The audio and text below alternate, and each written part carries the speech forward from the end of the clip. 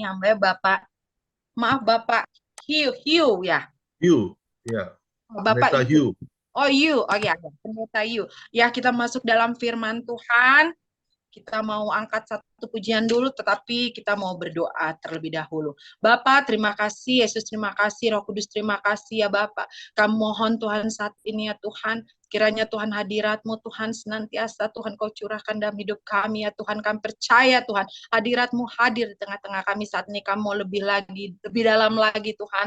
Untuk mau mendengar Tuhan duduk manis Tuhan di bawah kaki Tuhan. Untuk mendengarkan firman-Mu. Pakai hamba-Mu Tuhan Bapak. You Tuhan secara luar biasa, karena Engkau maha luar biasa Tuhan, untuk mewartakan firman-Mu yang kudus.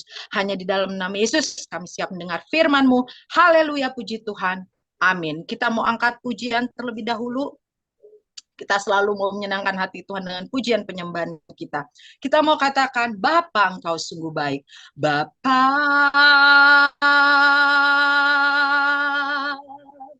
Engkau sungguh baik.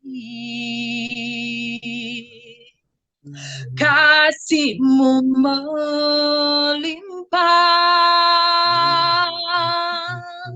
di hidupku. Oh Bapa, Bapa, haleluya. Ku berterima kasih. Berkat-Mu hari ini yang Kau sediakan bagiku. Oh Bapa, Bapa,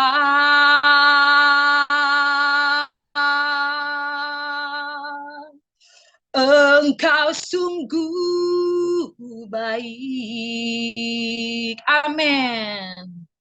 Kasih-Mu melimpah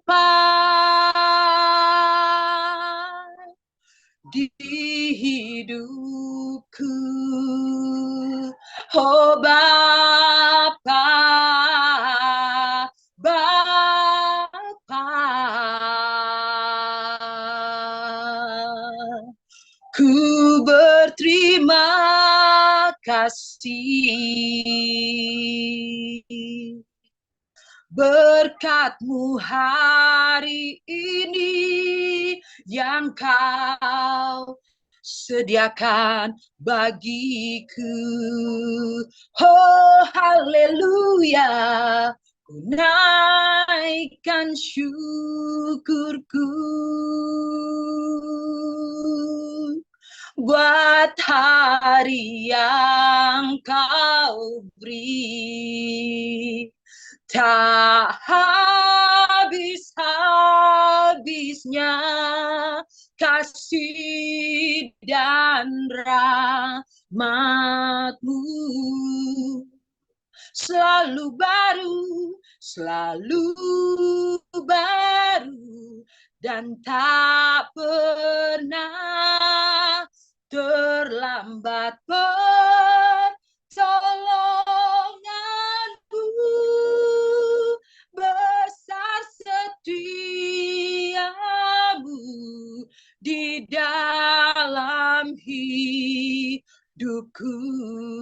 Oh, ku naikkan syukurku, ku naikkan syukurku.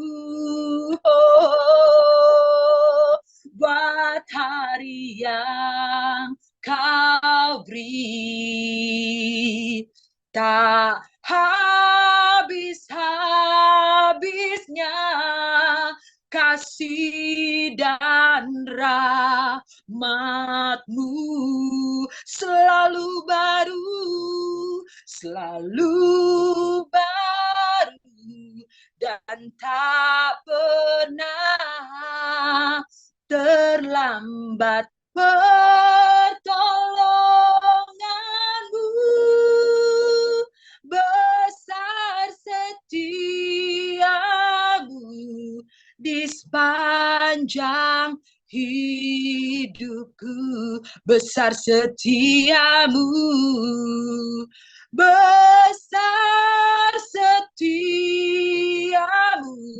besar setiamu, besar setiamu, besar setiamu, besar setiamu.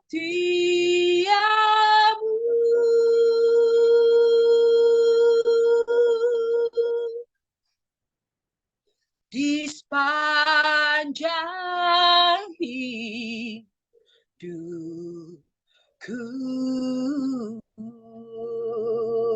Hallelujah.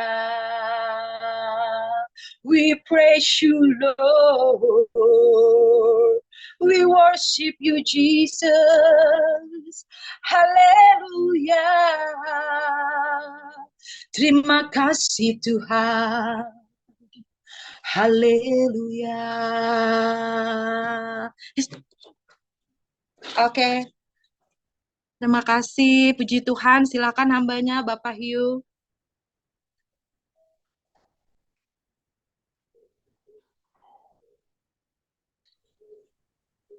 Terima kasih Bu Biona, salam kenal. Mungkin nama Iya. saya ini agak susah disebut ya. Tapi Iya. ya saya ada cara untuk supaya gampang ingat nama saya. Ingat aja ikan hiu. Kayak ikan hiu di laut itu.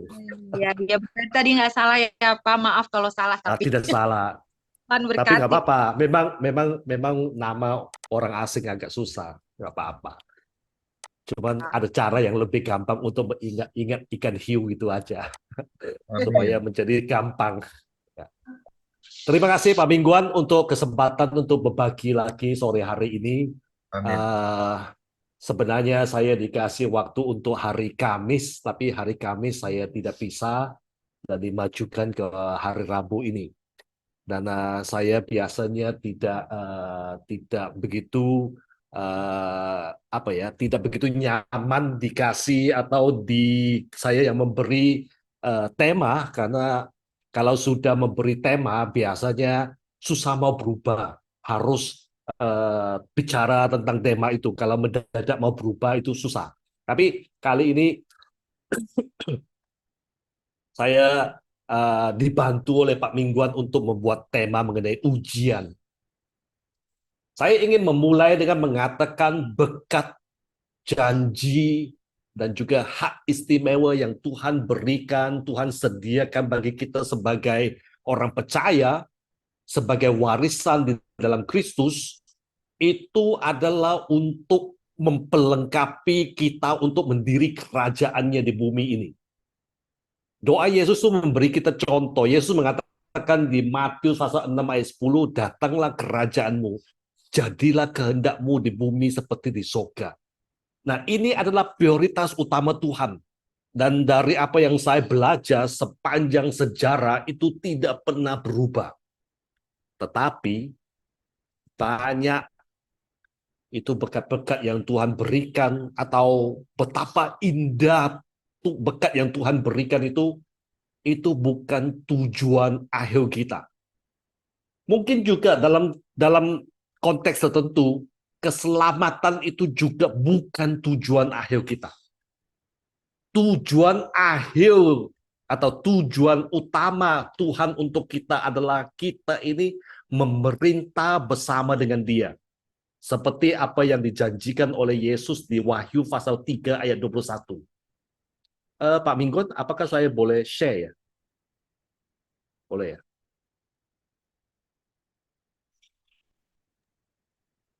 Ya, oke, saya berhasil share. Ya, saya ulangi lagi, tujuan utama Allah untuk kita ini adalah kita memerintah bersama dengan Dia seperti yang dijanjikan oleh Yesus dalam Wahyu pasal 3 ayat 21. Barang siapa menang, ia akan kududukkan bersama dengan aku di atas takhtaku, sebagaimana aku pun telah menang dan duduk bersama-sama dengan Bapakku di atas tahta. Duduk bersama-sama dengan Bapakku di atas tahtanya. Tujuan akhir kita ini adalah duduk di atas takhta bersama dengan Yesus Kristus sendiri. Duduk di atas takhta itu memerintah dan memerintah bersama Yesus dalam kekekalan. Otomatis Karena tujuan akhir atau tujuan utama Allah kita untuk kita ini adalah untuk memerintah bersama dengan Dia, maka diperlu tingkat kedewasaan yang lebih tinggi. Kita harus memiliki tingkat kedewasaan yang lebih tinggi untuk memerintah bersama dengan Kristus. Dan pasti ujianlah adalah satu cara untuk bantu kita naik level. Naik level ke tingkat kedewasaan yang lebih tinggi. Seperti Rasul Petrus menegaskan dengan fakta ini. Saudara-saudara yang kekasih, janganlah kamu heran dan nyala api siksaan yang datang kepadamu sebagai ujian. Seolah-olah ada sesuatu yang luar biasa terjadi atas kamu. Berdasarkan dua hal ini, ujian adalah untuk membantu kita naik level supaya tingkat kedewasaan kita lebih tinggi lagi untuk memerintah bersama dengan Kristus. Petrus juga mengatakan, jangan kamu heran akan ada ujian, maka sebagai orang percaya, ujian itu tidak dapat dihindari. Ini mungkin kabar buruknya untuk beberapa kita. Ujian itu tidak dapat dihindari. Sebagai orang percaya, sebagai orang Kristen, sebagai murid Kristus, sebagai pengikut Kristus, Anda dan saya akan menghadapi dan menjalani ujian. Ujian itu mungkin datang dalam berbagai bentuk. Ujian itu mungkin krisis kesehatan, mungkin krisis keuangan, mungkin juga gangguan dalam hubungan pribadi kita dengan pribadi yang lain. Mungkin juga karena iman kita ada penolakan, ada penganiayaan karena iman kita. Tapi dalam setiap ujian adalah sangat-sangat penting untuk diingat bahwa Tuhan lebih memperhatikan karakter kita daripada keberhasilan kita dalam ujian itu. Sekali lagi, saya ingin mengatakan, dalam setiap ujian adalah sangat penting untuk diingat bahwa Tuhan lebih memperhatikan bagaimana karakter kita daripada keberhasilan kita dalam ujian itu. Lalu, bagaimana tanggapan kita terhadap ujian? Nah, inilah yang saya ingin berbagi pada sore hari ini. Bagaimana tanggapan kita terhadap ujian yang pasti kita hadapi, yang pasti kita harus menjalankan sebagai orang percaya. Bagaimana tanggapan kita terhadap ujian yang tidak dapat dihindari? Yang pertama, harus sadar bahwa ujian itu sangat besar kemungkinan dari Allah itu adalah teguran dari Tuhan.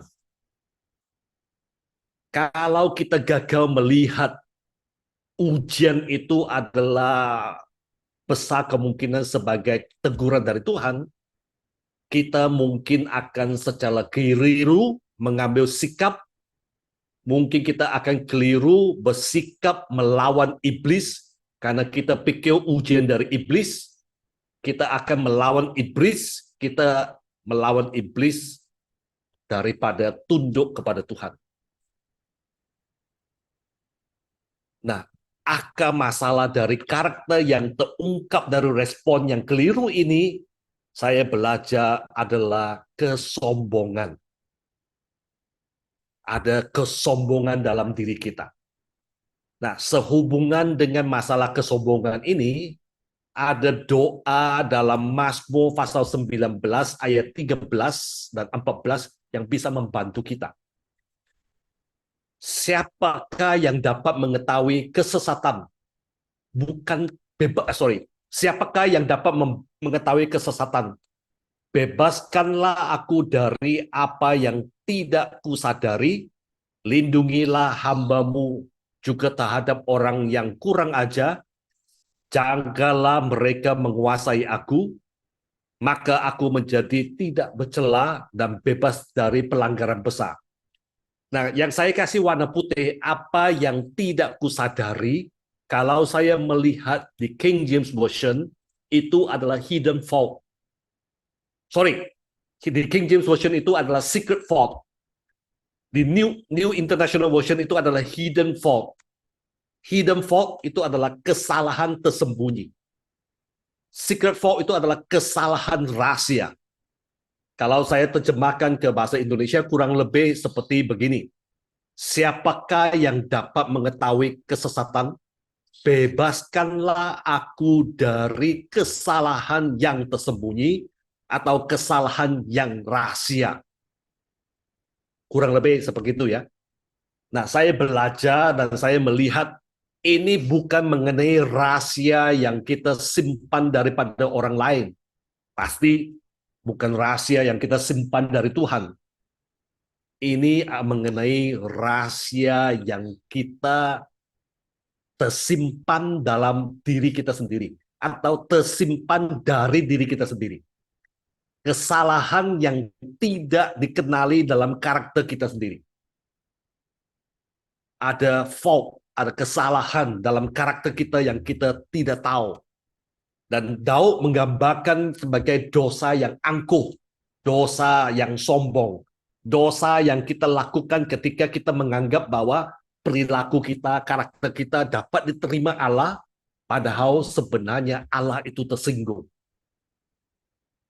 Nah, sangat sering Allah Bapa tidak akan mengungkapkan dosa-dosa tersebut kepada kita sampai kita dengan sengaja memilih untuk merendahkan diri dan juga dengan tulus mengundang dia untuk mengungkapkan, mensingkapkan, mengungkapkan motif terdalam dalam diri kita.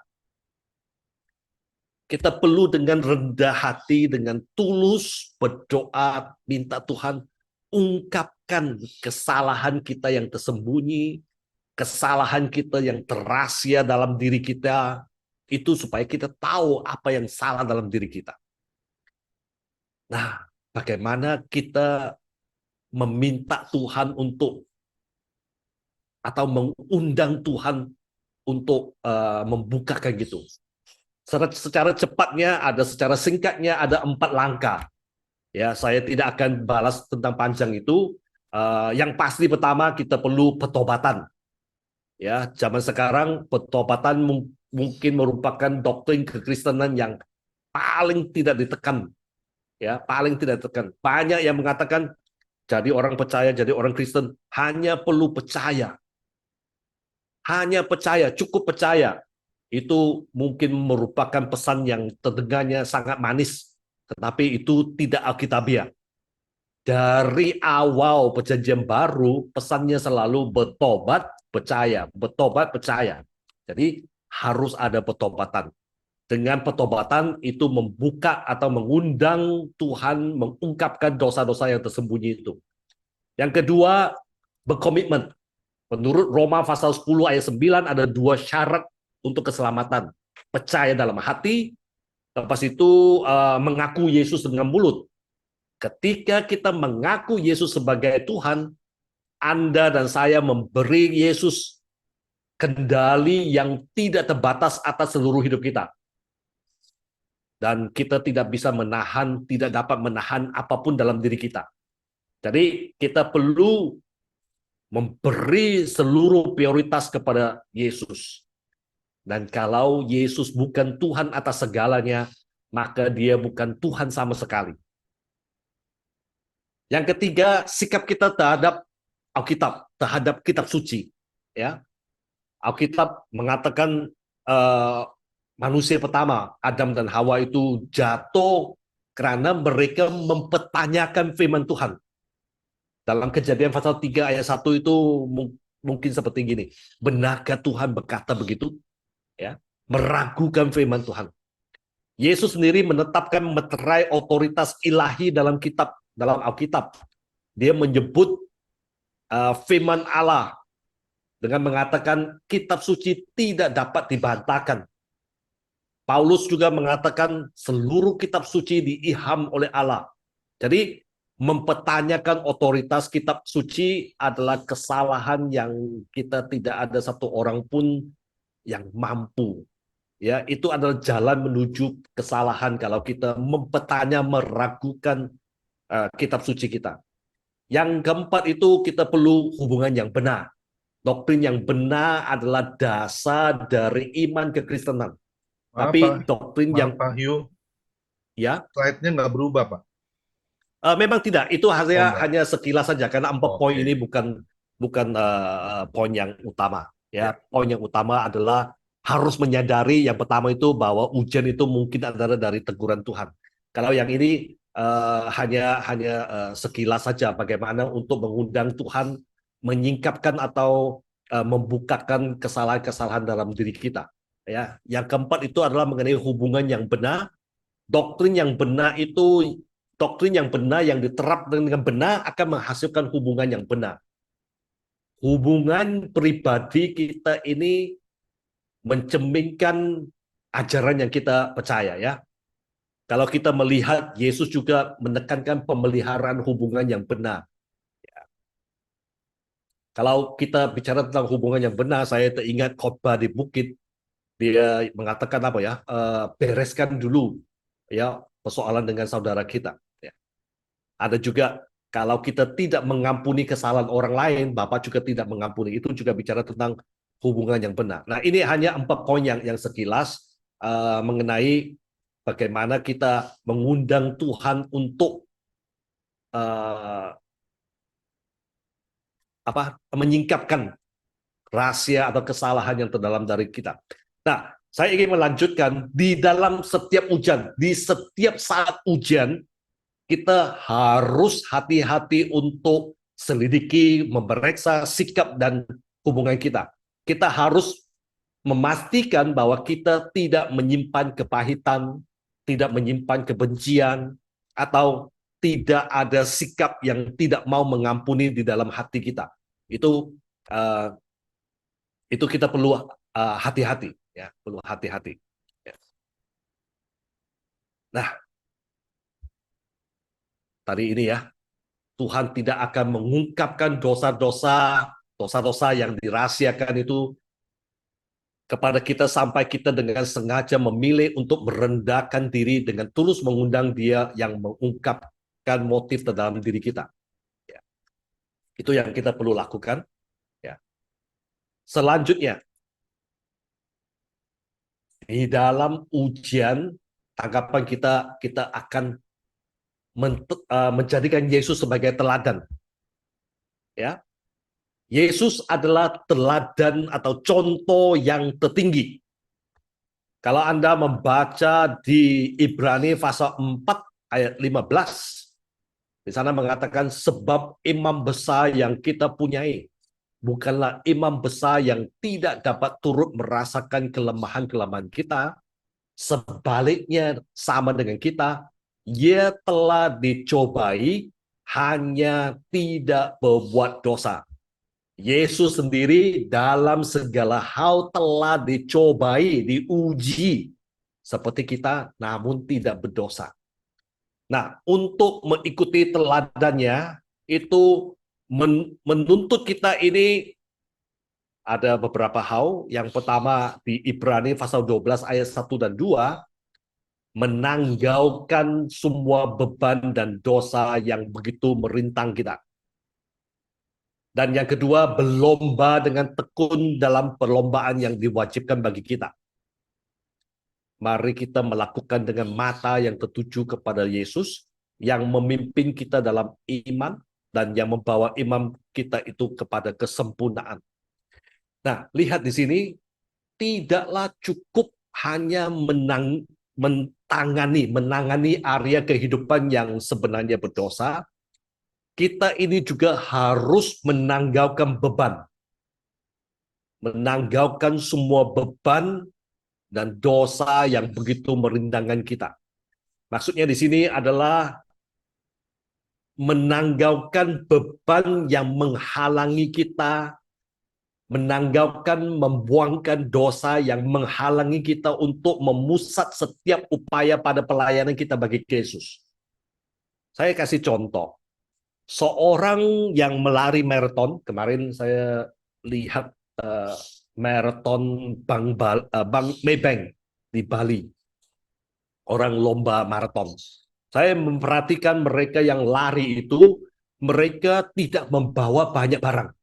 Mereka memakai sepatu yang paling ringan, baju yang minimal, tidak membawa apa-apa lagi.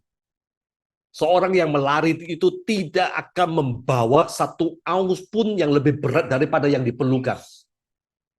Nah, kita ini juga seharusnya begitu, melakukan hal yang sama.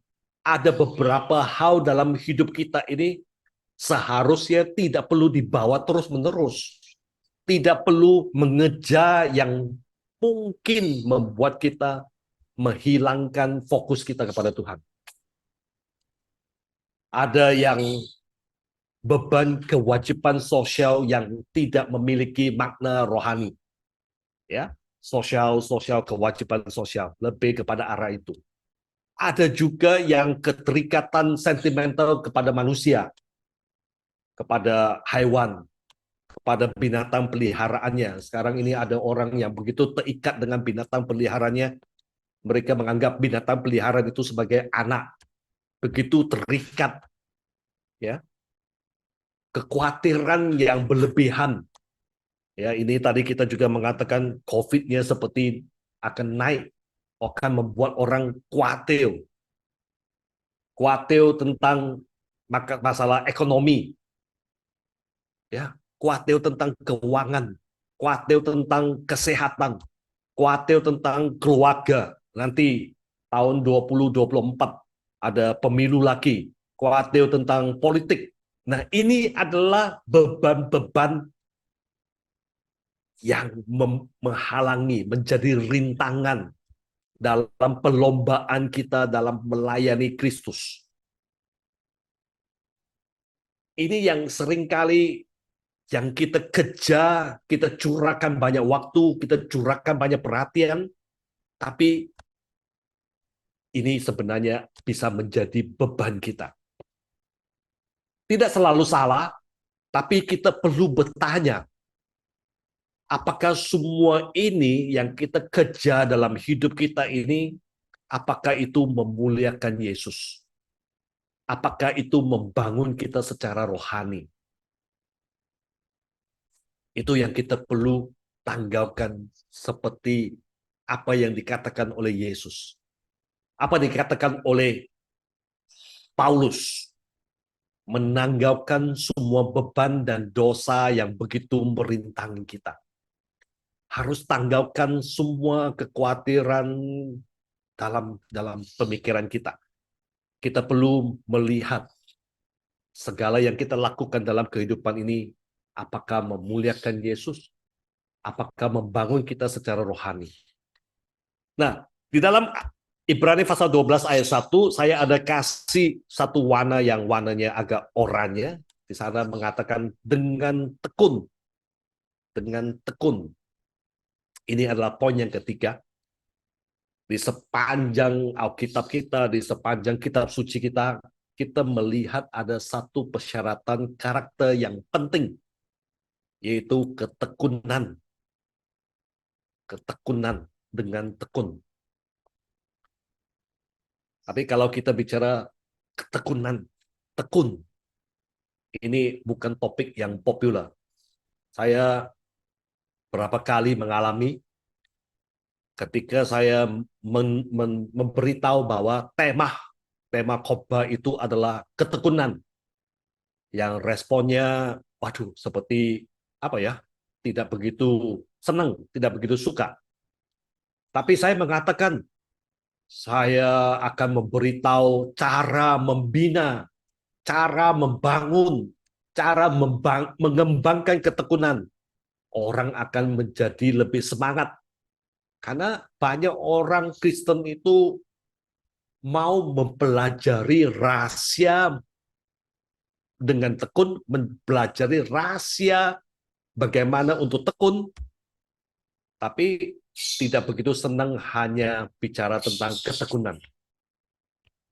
Saya pernah menjawab, dan hari ini saya juga menjawab di sini, hanya ada satu cara untuk mengembangkan ketekunan.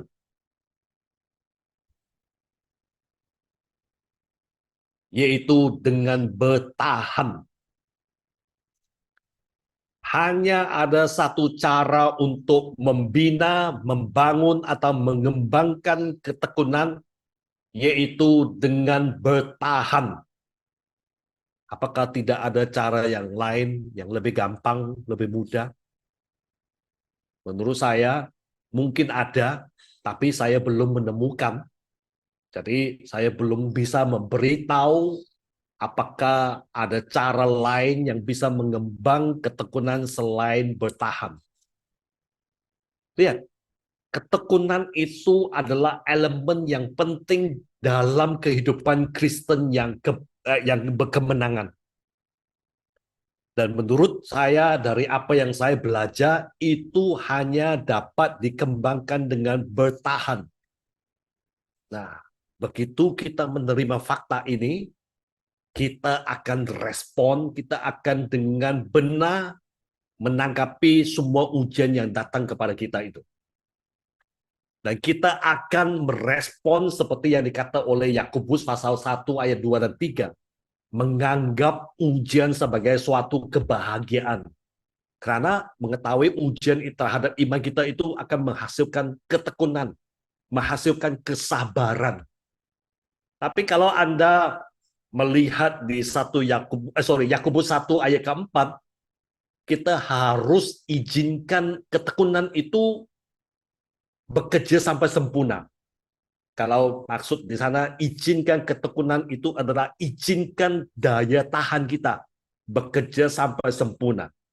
Jadi untuk bisa mengembangkan ketekunan, salah satu caranya atau dalam diri saya satu-satu caranya, karena tidak tahu cara yang lain, yaitu mengembang daya tahan atau bertahan.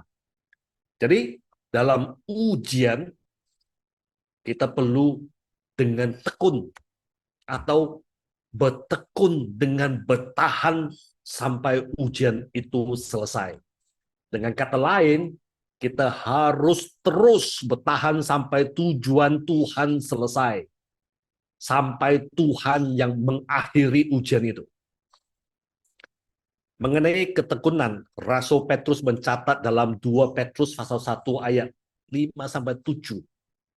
Itu ada 7 langkah yang berturut-turut mengarahkan kita dari dasar iman kepada suatu penyelesaian yang tertinggi, yaitu karakter Kristen yang tertinggi, kasih agape.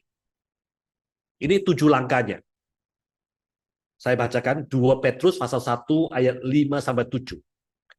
Justru karena itu kamu harus dengan sungguh-sungguh berusaha untuk menambahkan kepada imanmu kebajikan, dan kepada kebajikanmu pengetahuan, dan kepada pengetahuan penguasaan diri, kepada penguasaan diri ketekunan, dan kepada ketekunan kesalehan, dan kepada kesalehan kasih akan saudara-saudara, dan kepada kasih akan saudara-saudara, kasih akan semua orang, kasih agape.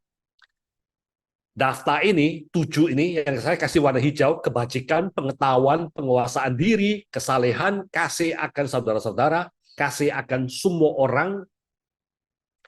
Daftar ini, 7 langkah, ini memperjelaskan bahwa langkah ketiga, penguasaan diri, merupakan prasyarat penting untuk ketekunan atau prasyarat penting dalam ketahanan. Karena penguasaan diri, ketekunan. Penguasaan diri kepada penguasaan diri, ketekunan. Kelemahan apapun dalam pribadi kita itu akan terungkap ketika kita dihadap pada tantangan untuk bertahan. Ya, kelemahan karakter apapun dalam pribadi kita itu akan terungkap atau pasti terungkap ketika kita dihadapi dengan tantangan untuk bertahan. Adalah tragis atau sungguh tragis. Faktanya banyak orang Kristen tidak pernah berhasil dalam 2 tahap ini. Penguasaan diri dan ketekunan. Kita sering gagal dalam dua hal ini. Penguasaan diri dan ketekunan. Akibat gagal dalam dua tahap ini, penguasaan diri dan ketekunan, kita sebagai orang percaya tidak pernah maju ke 3 langkah yang lebih tinggi dalam tahap-tahap berikutnya, yaitu kesalehan, kasih akan saudara-saudara, kasih akan semua orang. Berapa banyak di antara kita ketika dihadapi dengan ujian bertahan, kita tidak bisa menguasai diri kita. Kalau satu kejadian terjadi, kita mungkin menimbulkan emosi kemarahan, menimbulkan emosi ketidaksabaran, menimbulkan emosi yang ya tidak sesuai dengan karakter Kristus, keluar semua. Itu terungkap ketika kita dihadapi pada ujian atau tantangan untuk bertahan. Kita tidak bisa menguasai diri kita sendiri.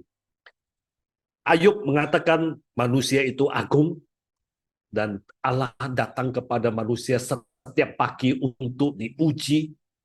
Dan ketika Allah datang kepada kita untuk menguji kita, untuk kita naik level supaya tingkat kedewasaan kita ini ditingkatkan, seringkali kita gagal di dua tahap ini. Penguasaan diri dan ketekunan. Ujian datang, kita langsung lost control, kita tidak bisa menguasai diri kita. Kalau kita bisa menguasai diri kita tidak mau bertahan dalam ketekunan, kita kadang-kadang tidak mau bersabar bertahan. Sehingga kita tidak bisa naik level lagi. Nah, teman-teman, saudara-saudara, yakin dan pasti sebagai orang percaya, ujian tidak bisa dihindari. Hari ini, besok, minggu depan, bulan depan, tahun depan, selagi kita masih hidup dalam dunia ini, kita akan menghadapi dan menjalani ujian. Hari ini saya berbagi, ketika Anda dan saya masuk ke dalam satu ujian, kita harus yang pertama sadar bahwa ujian itu mungkin adalah teguran dari Tuhan. Kalau benar itu teguran dari Tuhan, kita terima, kita periksa diri kita sendiri. Apakah ada kesalahan, ada dosa yang tersembunyi dalam diri kita? Kita berdoa, minta Tuhan mengungkapkan kesalahan dalam diri kita. Dan kalau Tuhan ungkapkan, kita respon dengan bertobat. Yang kedua, ketika kita hadapi ujian, kita perlu melihat Yesus. Bagaimana Yesus dihadapi dengan berbagai-bagai ujian, tetapi tidak melakukan dosa. Kita perlu belajar itu. Kita hadapi ujian itu dengan tidak melakukan dosa. Yang ketiga, kita perlu bertekun dalam dosa itu. Bukan bertekun. Maksud bertekun di sini adalah bertahan sampai tujuan Tuhan menguji kita itu tercapai dan Dia akan mengakhiri ujian kita. Kita perlu menguasai diri kita. Kita perlu bertahan. Nah, inilah 3 hal yang kita perlu tanamkan dalam pemikiran kita, dalam otak kita, untuk kita merespon, untuk kita menanggapi ujian yang pasti akan terjadi dalam diri kita, dalam kehidupan kita. Semoga ini akan membantu ujian-ujian yang akan kita dapatkan di masa depan untuk menaikkan level kita.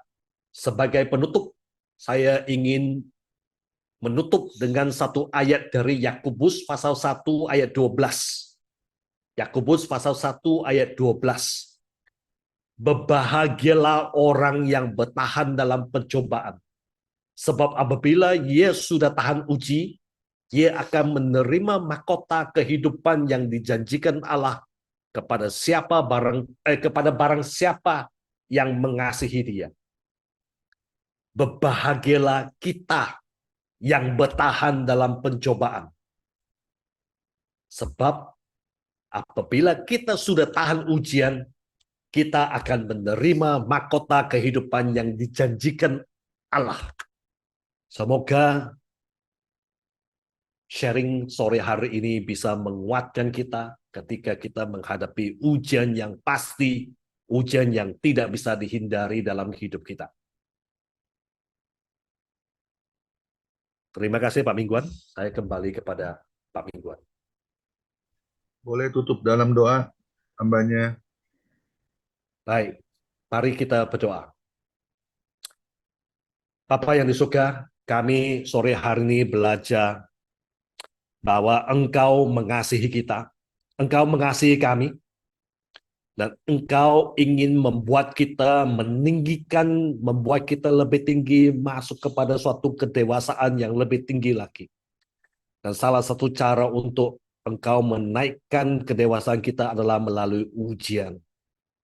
Bapak, hari ini kami belajar bahwa kami harus sadar bahwa ujian adalah mungkin dari Engkau sebagai suatu bentuk teguran. Kita perlu belajar itu. Tidak semua ujian dari iblis. Dan kami juga perlu belajar untuk tunduk kepada Engkau, Tuhan. Bapak, kami tahu, kami sadar hari ini bahwa ujian pasti terjadi dalam hidup kita. Maka itu kami belajar dan kami mohon ketika Engkau izinkan ujian terjadi dalam hidup kami mohon Engkau juga memperlengkapi, Engkau juga menguatkan, dan Engkau juga memampukan kami sehingga kami bisa melewati seluruh ujian yang Engkau mungkin izinkan dalam hidup kami ini, Tuhan. Kami perlu Engkau. Kami juga bersyukur, berterima kasih kami ada pertemuan rutin, kami ada pertemuan di gereja, sehingga kami bisa menjadi satu komunitas yang saling menguatkan ketika kita harus menjalankan ujian.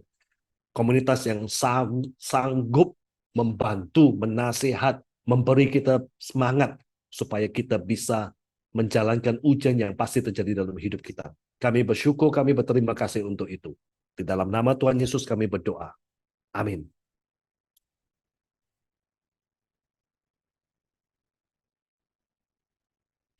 Ya, terima kasih untuk hambanya, Bapak Pendeta Yu Chongce ya, yang sudah menjadi berkat firman Tuhan, isi hati Tuhan ya.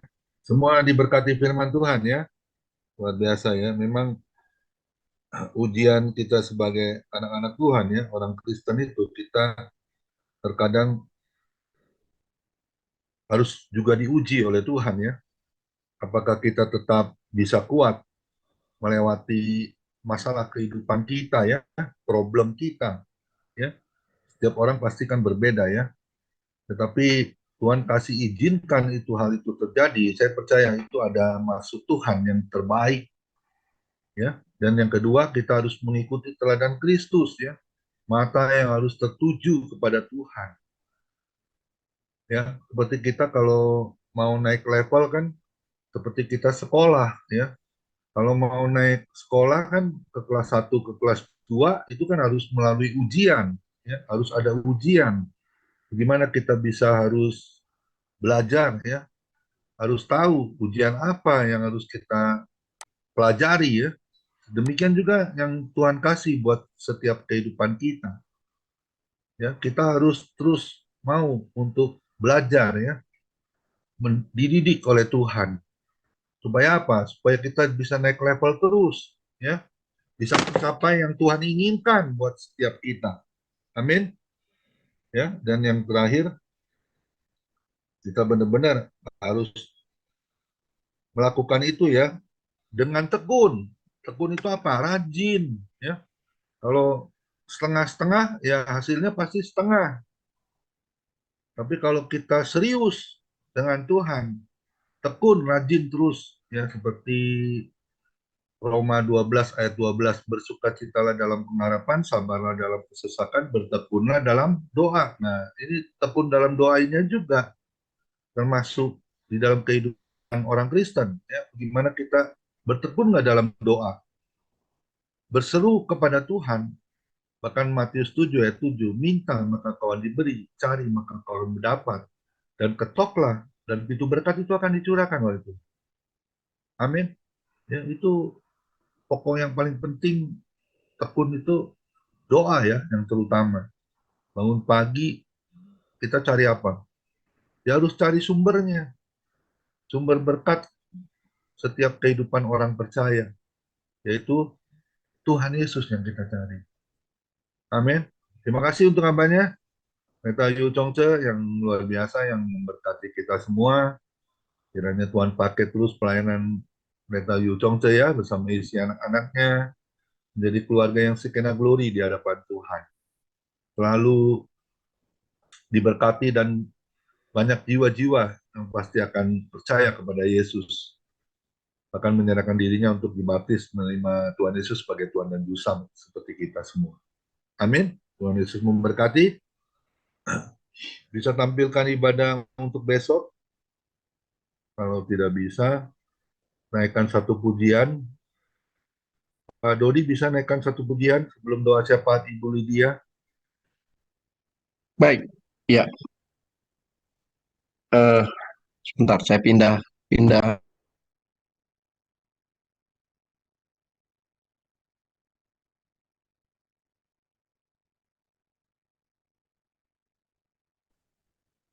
Ya. Saya diingatkan satu lagu lama.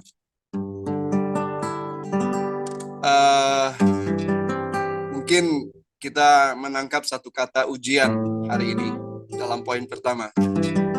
Tapi banyak orang yang masih juga apa bedanya dengan pencobaan ya, cobaan, dan ya firman Tuhan juga ingatkan beberapa kata di sana. Tapi itu sebabnya kadang-kadang kita takut untuk nyanyikan lagu ini yang digubah oleh Pak Niko. Pujilah aku Tuhan. Mungkin kita tahu semua lagi.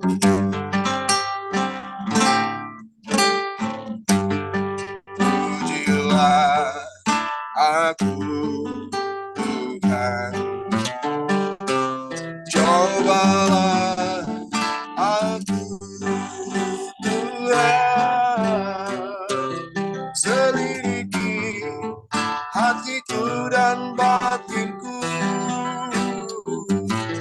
Mataku tertuju padamu. Aku cinta padamu Tuhan. Aku rindu hadiratmu Tuhan. Aku ingin selalu dekat padamu, menikmati kehadiranmu.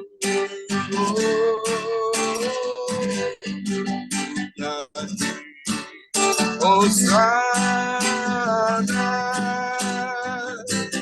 bagi Rajaku yang duduk di tahta. Aku muliakan dan ku agunkan, Kau layani sembah. Sekali lagi kita katakan sama-sama.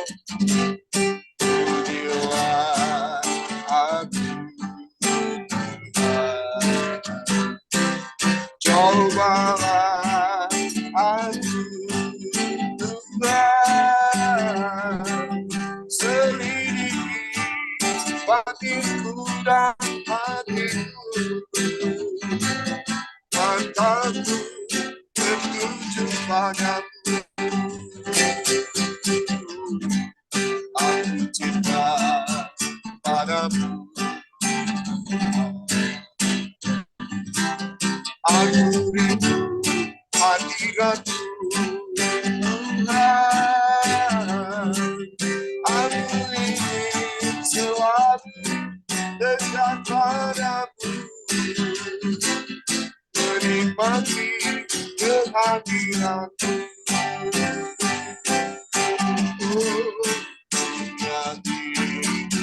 Hosana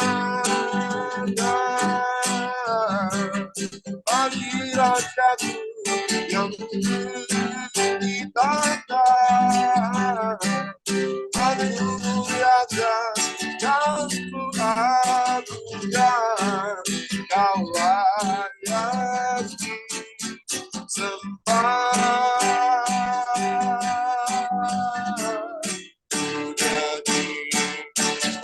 sana bagi rajaku yang duduk di tata. Aku muliakan dan ku agungkan,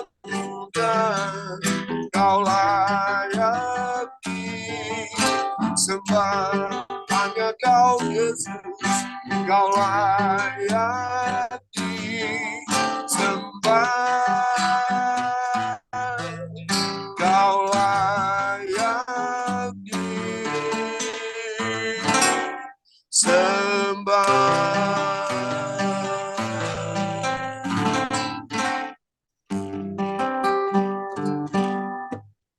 Amin. Ya, Bu Lydia, doa cepat Bu Lydia. Ya, Bapa kami dalam surga, kami boleh bersyukur. Terima kasih Tuhan, di sore hari ini kami sudah dibekali kembali oleh firman-Mu. Setiap kami manusia harus mendapatkan Tuhan, bahkan mengalami segala ujian yang kami harus alami Tuhan. Tetapi kami percaya kami tidak sendiri, tetapi kami bersama dengan Tuhan. Bahkan kuasa Roh Kudus-Mu terus selalu memberikan kepada kami kekuatan terus Tuhan untuk menghadapi semua masalah yang ada Bapa. Kami bersyukur Tuhan, di sore hari ini kami sudah dibekali kembali firman-Mu. Kau pakai hamba-Mu Bapak Hiu Tuhan, Kau sertai, Kau campur tangan, Kau terus sertai Tuhan dalam pelayanannya, biar banyak jiwa-jiwa dimenangkan bagi kemuliaan nama Tuhan. Terus melindungi, menolong Tuhan, memberkati ya Bapak. Kami serahkan juga buat Bapak Pendeta Pemingguan Tuhan. Terus Kau berikan kekuatan, kesehatan, hikmat yang daripada-Mu Tuhan, jamah biar boleh mendapat kesehatan kembali ya Tuhan. Mari Kau tolong, Kau sertai semua keluarganya Tuhan, buat ibu, anak-anak, mantu, cucunya. Kau memberkati, Kau pakai mereka semuanya ya Bapa untuk melayani pekerjaan-Mu Tuhan. Terima kasih Bapa. Kami juga berdoa Bapak Pak Hendra Tuhan, Kau juga jamah berikan kesembuhan, kesehatan kembali, biar berkat-berkat Tuhan terus mengalir dalam hidupnya ya Bapa. Tolong buat ibu, buat anak-anak, mantu dan cucunya, Kau berkati semuanya. Terima kasih Bapa. Kami serahkan semua ke dalam tangan kasih-Mu, buat Ibu Biona juga yang sudah melayani pujian, berkati Tuhan, pakai terus dalam pelayanannya, biar kasih-Mu terus menyertai dan campur tangan Tuhan. Terima kasih Bapa. Kami serahkan semua yang mengikuti di dalam Zoom ini Tuhan, Kau berkati kami, Kau lindungi kami, Kau jaga kami Tuhan dari sakit penyakit yang datang kembali COVID Tuhan. Kau lindungi kami semuanya, jauhkan dari hal-hal yang tidak baik Tuhan, biar kuasa-Mu terus menolong, menyertai dan campur tangan Tuhan. Terima kasih Bapa, biar berkat-berkat ilahi terus mengalir buat kami, bahkan berkat-berkat jasmani pun Tuhan cukupi apa yang menjadi keperluan kami. Terima kasih Bapa, kami serahkan semua hamba-hamba-Mu, Kau pakai mereka semuanya Tuhan, menjadi panutan, menjadi contoh, menjadi teladan, bahkan Tuhan sertai dalam pelayanannya, biar kasih-Mu terus akan menyertai dan menolong ya Tuhan. Begitu juga anak-anak-Mu semuanya, Tuhan pakai mereka boleh menjadi saksi, menjadi terang bagi kemuliaan nama Tuhan. Terima kasih Bapa, biar perlindungan Tuhan terus menyertai, menolong dan campur tangan. Tolong juga buat bangsa negara kami, dari Bapak Presiden, Wakil Kabinet Pusat sampai ke daerah Tuhan, tolong semuanya, biar mereka bekerja di tempat mereka masing-masing yang sudah dipercayakan Tuhan, biar mereka boleh bekerja dengan takut kepada Tuhan, dan juga biar Tuhan juga akan menyelamatkan mereka semuanya. Terima kasih Bapa, kami serahkan semuanya ke dalam tangan-Mu. Keluarga-keluarga kami juga semuanya selamatkan Tuhan, biar mereka boleh datang, boleh percaya kepadamu ya Tuhan. Terima kasih Bapa, inilah yang menjadi doa dan permohonan kami. Kami menyerahkan semuanya ke dalam tangan pengasihan Tuhan, biar tangan Tuhan terus menyertai, menolong dan campur tangan-Mu. Terima kasih Bapa, segala puji, hormat, syukur, kebesaran dan kemuliaan hanya bagi nama Tuhan. Di dalam nama Yesus kami sudah berdoa. Haleluya. Amin. Mari kita angkat kedua tangan kita terima berkat yang datangnya dari Tuhan Yesus Kristus. Tuhan Yesus Kristus adalah perisai dan kekuatanku. Kepadamulah kami semua percaya. Tuhan Yesus memberkati engkau dan Tuhan Yesus melindungi engkau. Tuhan Yesus menyinari engkau dengan wajah-Nya dan memberi engkau kasih karunia. Dan Tuhan Yesus menghadapkan wajahnya kepada kita semua yang hadir, memberi damai sejahtera. Kiranya Tuhan Yesus memberkati kesehatan Bapak, Ibu, anak, mantu, cucu, semuanya dalam perlindungan Tuhan Yesus yang sempurna. Yang sakit malam ini juga Tuhan Yesus sudah sembuhkan kita semua. Dan juga kiranya Tuhan Yesus memberkati pekerjaan Bapak, Ibu, anak, mantu, cucu. Semuanya dibuatnya berhasil dan beruntung di dalam nama Tuhan Yesus. Dan juga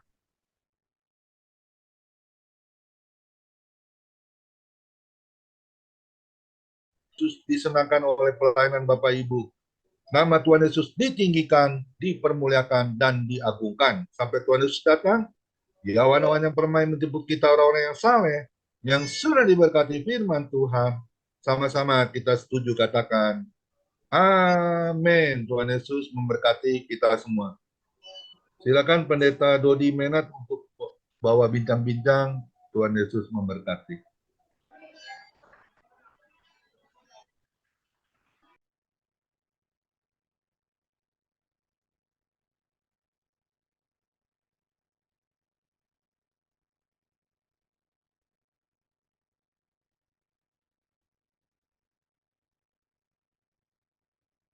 Sorry, saya Pak Pendeta.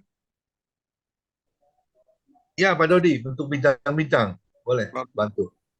Ya, ya baik. Terima kasih.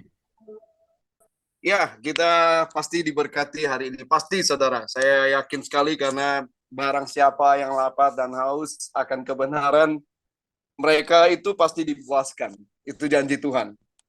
Karena itu kita semua bertekun ada sampai hari ini. Ya, dari Family Ministry juga belajar bertekun. Saya juga mengusahakan belajar bertekun ya. Apalagi memang